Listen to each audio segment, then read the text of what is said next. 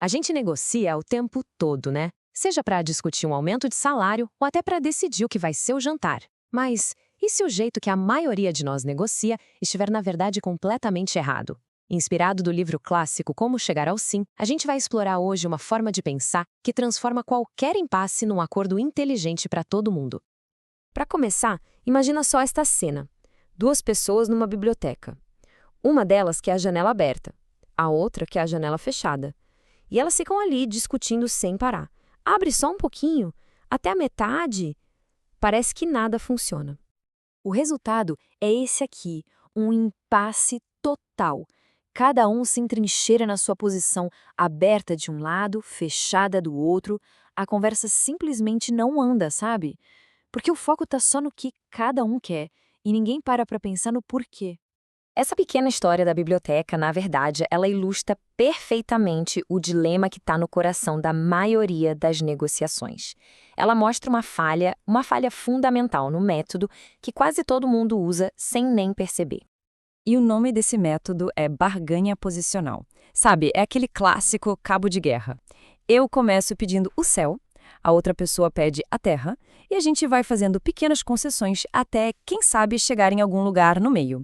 Soa familiar, não é mesmo? O grande problema desse método é que ele sempre nos coloca numa escolha muito ruim. Ou a gente adota um estilo, digamos, afável e vai fazendo concessões para manter o bom relacionamento, mas aí corre o risco de sair com um acordo péssimo.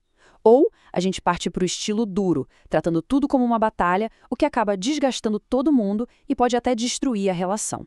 Nenhum dos dois caminhos é bom de verdade.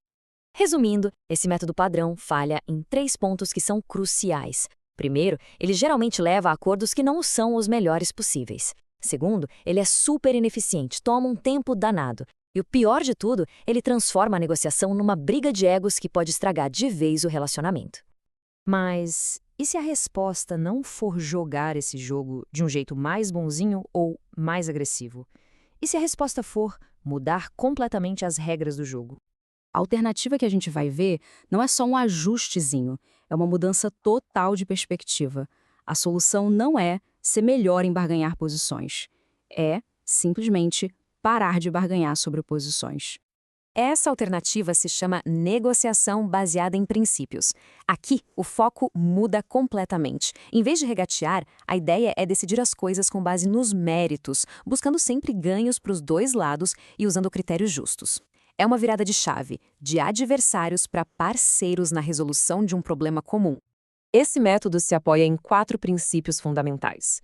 Para nossa análise aqui ficar bem focada, vamos mergulhar fundo nos 2 primeiros, que são a verdadeira base dessa nova abordagem e que já dá para começar a aplicar hoje mesmo.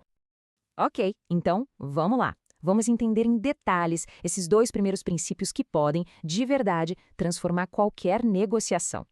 O primeiro princípio é de uma simplicidade genial. Separe as pessoas do problema.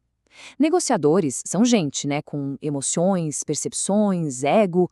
Ao separar o relacionamento da questão em si, fica possível atacar o problema com toda a firmeza, mas sem atacar a outra pessoa.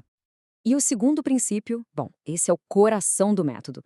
Foque nos interesses e não nas posições. A posição é o que a pessoa diz que quer. Já o interesse é o porquê ela quer aquilo. É a motivação real que está por trás. As necessidades, os desejos, as preocupações. Lembra da nossa história da biblioteca? Vamos voltar para ela.